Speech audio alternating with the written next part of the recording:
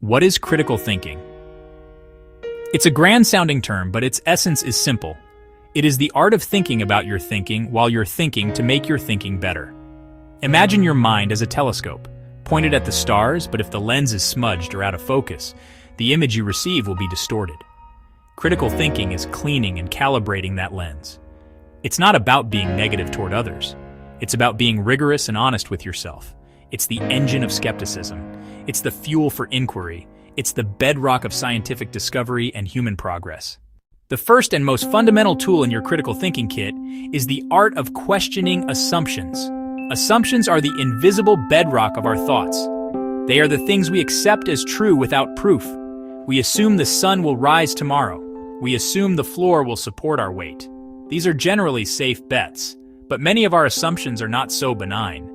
They are unexamined beliefs handed down by culture, family, personal experience. They can quietly shape our entire worldview. Once you have questioned your assumptions, the next step is to gather evidence. A claim without evidence is just an opinion. It's cosmic dust. To give it substance, to test whether it corresponds to reality, you need data. This is the heart of the scientific method. Seek out high-quality information from diverse, reliable sources. Move beyond your initial gut reaction and beyond a single, compelling anecdote. First, ask, what is the source? Peer-reviewed scientific study, blog posts sponsored by the seller? Now we venture into trickier territory. The universe within. You must confront the most subtle and powerful distorting force in your mental telescope, your own bias.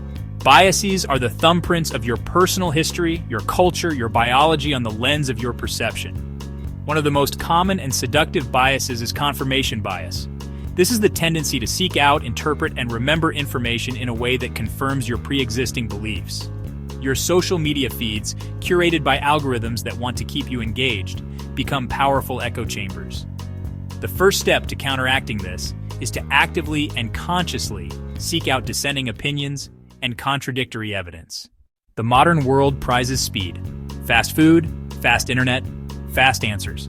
We are conditioned to react instantly to form opinions in the time it takes to scroll past a headline. However, true critical thinking operates on a different timescale. It requires what we might call cosmic patience. Resist the urge for an immediate conclusion. This principle comes from psychologists like Daniel Kahneman, who describe two systems of thinking. System 1, fast, intuitive, emotional. System 2, slower, deliberate, logical. Critical thinking is engaging System 2. Consciously hit the pause button on your immediate reaction. At the very heart of all inquiry, from a child asking, "Why is the sky blue?" to an astronomer probing the origins of the cosmos, is a single, powerful emotion: curiosity. Strengthen your curiosity by pushing beyond your intellectual comfort zone. If you're a scientist, read poetry. If you're an artist, watch a documentary about quantum physics. Pick up a magazine on architecture, mycology, ancient history. Cross-pollination of ideas is incredibly powerful.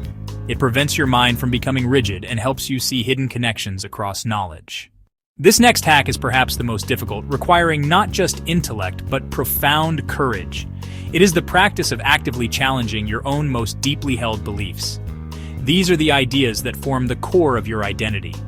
Your political allegiances, your religious or philosophical views, your fundamental ideas about right and wrong. Think of it like a blacksmith testing a sword. The blacksmith strikes the blade again and again, not to shatter it, but to temper it, to burn away the impurities and strengthen the steel. You must become the blacksmith of your own worldview. Take one of your core beliefs and for a moment, step outside of it. In our quest for knowledge, we often focus on how we transmit our own ideas, argue, persuade, speak. But one of the most powerful and underutilized tools of critical thinking is its receptive counterpart, active listening. Active listening is not simply waiting for your turn to talk. It is a disciplined, empathetic effort to fully understand what another person is saying, both verbally and non-verbally, from their own perspective. It is a form of data collection not from a book or website, but from another consciousness. The first step is to listen with the intent to understand, not to reply. Pay attention to their words, tone of voice, body language. After they finish, summarize their point in your own words. The journey of critical thinking does not have a final destination. There is no graduation day where you receive a certificate and are declared a master critical thinker. Like the cosmos itself, the landscape of knowledge is ever expanding, and our understanding must constantly adapt and grow. The final and perhaps most essential practice, therefore, is reflection. Reflection is the habit of stepping back from the day-to-day flow to consciously review your own thinking process. It is the metacognition we started with, thinking about your thinking. To make reflection a concrete habit, set aside time regularly. Keeping a thinking journal can be an incredibly powerful tool for this process. Over time, this journal becomes a personal laboratory for your mind. By questioning, gathering evidence, spotting bias, slowing down, staying curious, challenging beliefs, listening actively, and reflecting on it all, you are not just learning a set of skills. You are adopting a philosophy. You are choosing to live a more examined, a more thoughtful, and a more awake life. And that is the greatest adventure of all.